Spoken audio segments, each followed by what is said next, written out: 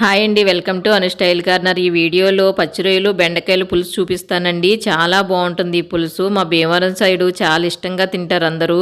బెండకాయలు పచ్చి రొయ్యల పులుసు చాలా బాగుంటుందండి. ఈ పులుసు వేసుకుని రైస్ తింటుంటే ఎంత రైస్ అయినా తినేస్తాము. ఇంకా లేట్ చేయకుండా ఈ పులుసు ఎలా చేయాలో చూసేద్దాం, వచ్చేయండి. నేను ఇప్పుడు అరకిలో బెండకాయలతో అరకిలో పచ్చి రొయ్యలు తీసుకుని పులుసు చేస్తున్నాను. బెండకాయలని ఈ విధంగా ఈ సైజు ముక్కలుగా కట్ చేసుకోవాలి. అలాగే 2 మీడియం సైజు ఉల్లిపాయలని పెద్ద ముక్కలుగా కట్ చేశాను. 4 పచ్చిమిర్చి కూడా సీలికలుగా కట్ చేసుకోవాలి. ఇప్పుడు ఒక మిక్సీ జార్లోకి 1 టేబుల్ స్పూన్ ధనియాలు, 1 టీ స్పూన్ జీలకర్ర వేసుకుని ఈ ఉల్లిపాయ ముక్కలు కూడా వేసేసుకుని మిక్సీ చేసుకోవాలి. ఈ పులుసుకి నేనైతే మసాలా ఏం వేయనండి. ధనియాలు జీలకర్రతోనే పులుసు పెడతాను. చాలా టేస్టీగా ఉంటుంది. మసాలా వేస్తే రొయ్యల టేస్ట్ తెలియదండి, చేపల పులుసులో అనిపిస్తుంది అనమాట. అందుకని చెప్పి పులుసులో మసాలా వేయకుండానే పెట్టుకుంటాము. చాలా టేస్టీగా ఉంటుంది పులుసు రొయ్యల టేస్ట్తో. ఈ విధంగా ధనియాలు జీలకర్ర ఉల్లిపాయలు వేసి మెత్తని పేస్ట్లా మిక్సీ చేసుకోవాలి. ఈ పులుసు కోసం అరకిలో పచ్చిరొయ్యలు తీసుకుని నీట్గా ఈ విధంగా క్లీన్ చేసి ఉంచుకోవాలి. వీటిలో నా నరాలు అవి తీసేసానండి. ఇప్పుడు పులుసు పెట్టేసుకుందాము. ఇప్పుడు ఒక కడాయి తీసుకుని అందులోకి కట్ చేసిన బెండకాయ ముక్కలు, పచ్చిమిర్చి వేసేసుకోవాలి. అలాగే మిక్సీ చేసిన ఉల్లిపాయ కూడా వేసుకుని పెద్ద నిమ్మకాయ సైజ్ అంతా చింతపండు నానబెట్టి ఉంచుకోవాలి ముందే. ఆ చింతపండుని రసం తీసి ఇందులో వేసుకోవాలి.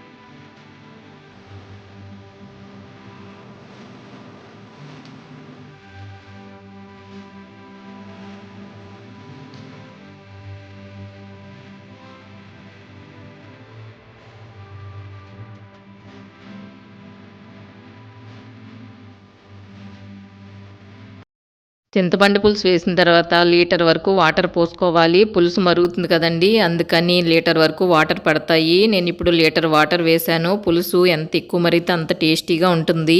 ఇందులో ఇప్పుడు 2 టీ స్పూన్ల సాల్ట్, కొద్దిగా పసుపు, 4 టీ స్పూన్ల కారం వేసుకోవాలి. వేసిన తర్వాత గరిటతో ఇదంతా బాగా కలిసిలా కలుపుకొని స్టవ్ ఆన్ చేసి ఈ కడాయిని స్టవ్ మీద పెట్టుకోవాలి. స్టవ్ మీడియం ఫ్లేమ్లో పెట్టుకొని మరగబెట్టుకోండి.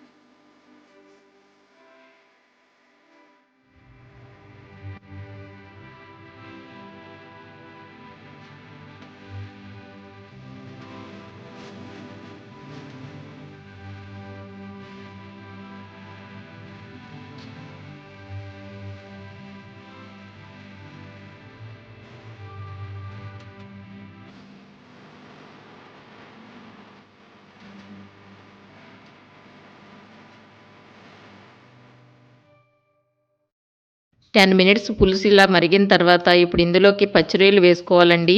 ఈ రొయ్యల ఫ్లేవరు ఈ పులుసులో చాలా బాగుంటుంది. చాలా టేస్ట్ వచ్చేస్తుందండి ఈ రొయ్యలు వేసేసరికి పులుసుకి.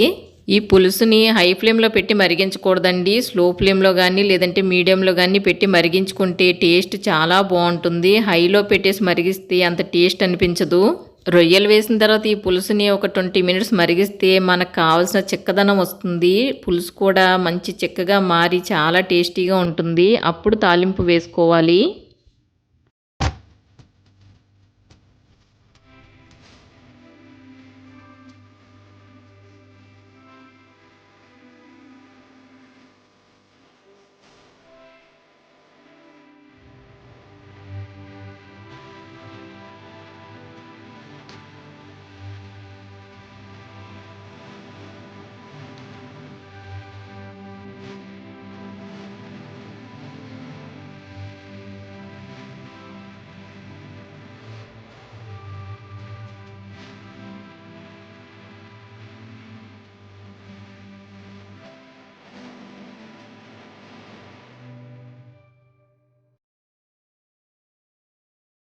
20 మినిట్స్ అయితే అయిపోయింది. పులుసు ఈ విధంగా మరిగి చిక్కబడింది. ఇప్పుడు ఒకసారి ఉప్పు కారం చూసుకుని ఏమైనా తక్కువ అనిపిస్తే వేసుకోవాలి. ఇంకా తాలింపు వేసేస్తాను. ఈ రెసిపీకి తాలింపు మంచి టేస్ట్ని ఇస్తుందండి. తాలింపే మెయిన్ అనమాట. చాలా బాగుంటుంది తాలింపు వేసుకున్న తర్వాత ఈ పులుసు. ఇప్పుడు వేరొక కడాయి తీసుకుని స్టవ్ ఆన్ చేసి కడాయి స్టవ్ మీద పెట్టుకుని కడాయి వేడెక్కిన తర్వాత 2 గరిటెల ఆయిల్ వేసుకోవాలి. ఆయిల్ వేడెక్కిన తర్వాత 1 టేబుల్ స్పూన్ మెంతులు, 1 టేబుల్ స్పూన్ ఆవాలు వేసుకోవాలి. అలాగే 1 టీ స్పూన్ జీలకర్ర వేసుకుని 2 ఎండుమిర్చి కట్ చేసి వేసుకోవాలి. 5-6 వెల్లుల్లి రేకలు కూడా వేసుకుని కరివేపాకు వేసుకుని తాలింపు వేపించుకోవాలి. మెంతులు ఆవాల టేస్ట్ చాలా బాగుంటుందండి. ఆ ఫ్లేవర్ ఈ పులుసుకి. తాలింపు ఎంత దోరగా వేగితే అంత టేస్టీగా ఉంటుంది. ఏ కర్రీ అయినా సరే తాలింపు మాడిపోతే కర్రీ టేస్టే మారిపోతుందండి. అసలు తాలింపు మాడిపోతే ఇంకా కూర తినలేమన్నమాట. అందుకని చెప్పి తాలింపు అయితే చాలా జాగ్రత్తగా దగ్గరే ఉండి మనం వేపించుకోవాలి. తాలింపు ఈ విధంగా దోరగా వేగిన తర్వాత ఇప్పుడు పులుసుని ఇందులో వేసేసుకోవాలి. పులుసు వేసిన తర్వాత గరిటెతో ఒకసారి కదుపుకొని పైన మూత పెట్టుకోవాలి. మూత పెట్టడం వలన తాలింపు ఫ్లేవర్ అంతా పులుసుకు పట్టుకుని పులుసు చాలా టేస్టీగా ఉంటుందండి. ఇంతేనండి, పచ్చిరొయ్యలు బెండకాయ పులుసు చాలా టేస్టీగా రెడీ అయిపోతుంది. అలాగే చాలా ఈజీగా కూడా చేసుకోవచ్చు. మీరు కూడా మీ ఇంట్లో ఒకసారి ఇలా ట్రై చేయండి. చాలా టేస్టీగా ఉంటుంది. అందరూ ఇష్టంగా తింటారు. మా భీమవరంలో ఈ బెండకాయలు పచ్చిరొయ్యలు పులుసు ఫేమస్ అండి. మా ఇంటికి చుట్టాలు వచ్చినప్పుడు ఈ బెండకాయలు పచ్చిరొయ్యలు పులుసు పెట్టమని అడిగి మరీ తింటారనమాట చాలా ఇష్టంగా. మా భీమవరం సైడ్ చేసుకునే వంటలన్నీ మీ అందరికీ తెలుస్తాయని నేను ఈ వీడియోస్ అప్లోడ్ చేస్తున్నానండి. మీకు ఈ వీడియోస్ నచ్చితే లైక్ చేయండి, షేర్ చేయండి. అలాగే మా ఛానల్ని సబ్స్క్రైబ్ చేసుకోండి. మరో మంచి వీడియోతో మళ్ళీ కలుద్దాము. Thank you for watching.